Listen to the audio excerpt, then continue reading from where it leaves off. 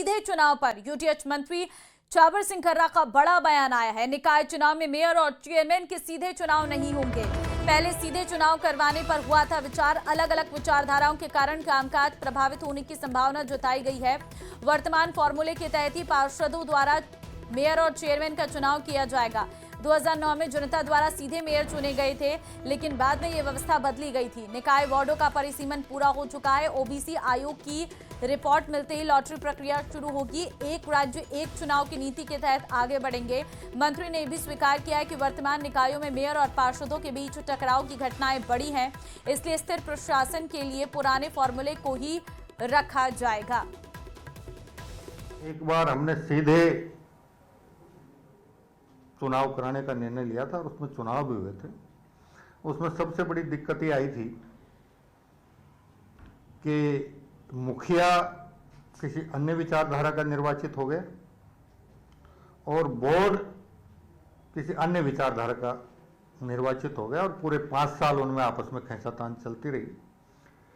अगर उस खींचातान का कोई समाधान निकलेगा तब तो हम उस पर विचार करेंगे, वरना जो वर्तमान प्रक्रिया है उसी के अनुसार चुनाव। सर, हाइब्रिड तरीके से भी करवा सकते हैं? हाइब्रिड तरीके से नहीं करेंगे।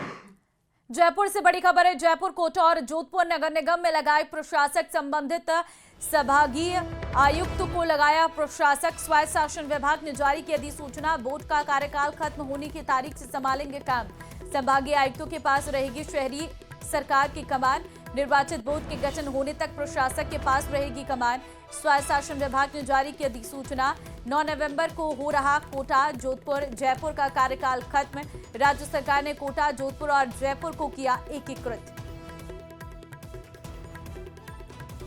तो संभागीय आयुक्तों के पास रहेगी शहरी सरकार की कमान। संबंधित संभागीय आयुक्तों को लगाया प्रशासक। स्वायत्त शासन विभाग ने इसको लेकर अधिसूचना भी जारी कर दी है। बोर्ड का कार्यकाल खत्म होने की डेट से ये लोग काम संभालेंगे। देखिए, जिनका जैसे जैसे कार्यकाल खत्म हुआ, हमने निकायवार प्रशासक नियुक्त किए। जयपुर, जोधपुर और कोटा में 9 तारीख से प्रशासक कार्यभार संभाल लेंगे। अभी एक प्रश्न फिर हमारे सामने उपस्थित हुआ है कि सैद्धांतिक रूप से तो हमने तीनों जगह एक एक निकाय करने का निर्णय करके आदेश जारी कर दिए हैं, लेकिन आज की तारीख में 2-2 निकाय उपलब्ध हैं। अभी अधिकारियों से यही चर्चा हुई है कि हम मुख्यमंत्री से इस बारे में चर्चा करके, और वैसे हमारे पास जोधपुर में तो दोनों निगमों में एक ही आयुक्त है, जयपुर और कोटा में 2-2 आयुक्त हैं। तो हम ये भी प्रयास करें कि अभी से हम एक एक आयुक्त कर दें, ताकि चुनाव से पहले पहले सारी व्यवस्था एकीकृत हो जाए और जैसे ही इनके चुनाव हों उसके बाद विधिवत रूप से सरल